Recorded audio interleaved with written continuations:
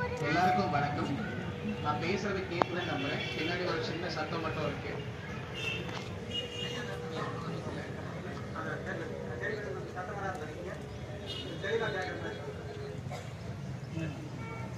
எல்லாருக்கும் வணக்கம். நான் கோபிச்செட்டிப்பாளையம் சாராட்சியர். இப்ப இந்த போராட்டத்துல நீங்க வச்சிருக்க கோரிக்கை வந்து இந்த பேசிக் கண்டிஷன் பட்டா சம்பந்தப்பட்ட கோரிக்கைகள். உள்ள இப்ப பேசினதுல கோரிக்கைகளை வந்து சொல்லியிருக்காங்க. அரசு தரப்புல இதுல என்ன நடந்திருக்குன்னு நாங்களும் விளக்கி இருந்தோம். நான் என்னன்றதை உங்களுக்கும் அப்படியே விளக்கிடுறேன். இப்ப இந்த பேசிக் கண்டிஷன் நிலங்கள் நீங்க பாத்தீங்கன்னா 20-30 வருஷத்துக்கு முன்னாடி தாழ்த்தப்பட்ட சமுதாயங்களுக்கு அவங்களுக்கு வந்து வாழ்க்கையில மேல வரணும்னு சொல்லிட்டு அரசால் கொடுக்கப்பட்ட நிலங்கள் தான் இந்த பேசிக் கண்டிஷன் பட்டா. பட்டாக்கள் கொடுக்கும் பொழுது பட்டாவோட பின்பக்கம் சில கண்டிஷன்ஸ் எழுதி கொடுத்துருந்தாங்க.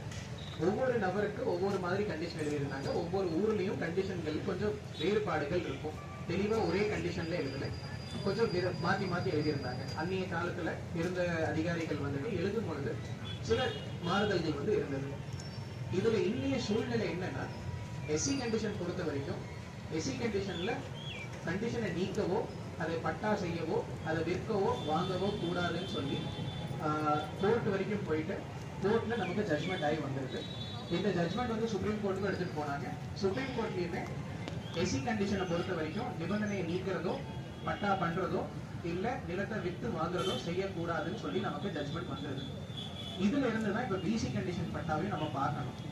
பிசி கண்டிஷன் பட்டால விற்கவோ வாங்கவோ கூடாதுன்னு சொல்லிக்கிற கண்டிஷன்ஸ் சில பிசி கண்டிஷன் பட்டால எழுதியிருக்கு. இது எல்லாத்தையுமே இப்ப அரசோட கவனத்துக்கு வந்துட்டு எம்எல்ஏ சாரும் ஹவுசிங் மினிஸ்டர் சாரும் எடுத்துட்டு போயிருக்காங்க. கடந்த சட்டசபை கூட்டத்திலையுமே எம்எல்ஏ சார் வந்து இதை பத்தி சட்டசபையிலேயே பேசியிருக்காங்க. இது சம்பந்தமா நம்ம மாவட்டத்துல இருந்து நம்மளும் ரிப்போர்ட் அமைச்சிருக்கோம்.